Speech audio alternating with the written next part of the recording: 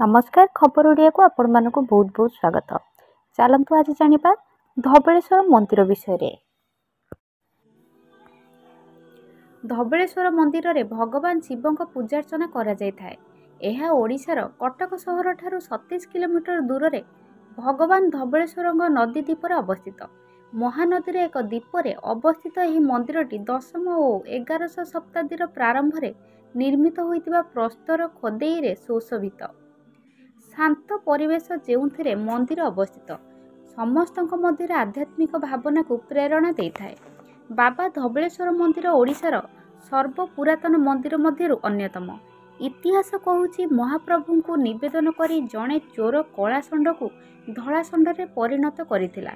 एकादश शताब्दी रे गंगा शासक एक मंदिर निर्माण करथिले। धबलेश्वर पीठरे विभिन्न पर्वपर्वाणी पालित होइथाए। सेथिमध्यरु कार्तिक मासर बड़ ओषा पर्व अन्यतम। मकर संक्रांति, महाशिवरात्रि, श्रावण मास सोमवार एठारे पालित होइथाए।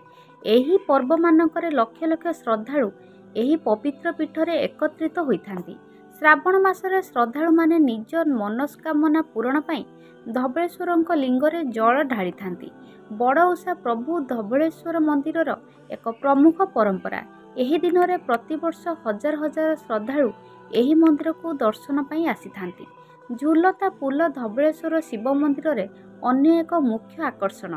समस्त प्रकार श्रद्धालु और पर्यटकंक पई यह अन्यतम शांतिपूर्ण और आनंददायक अंचल। धबलेश्वर झुला पुल 2007 मसीह भक्तों पई निर्माण करा जायथिला। एही ब्रिज भारतर सबुठारु लंबा सस्पेंशन ब्रिज मध्यरु अन्यतम। ओडिशार कटक सहरर श्रेष्ठ पर्यटन स्थली हेउछि धबलेश्वर।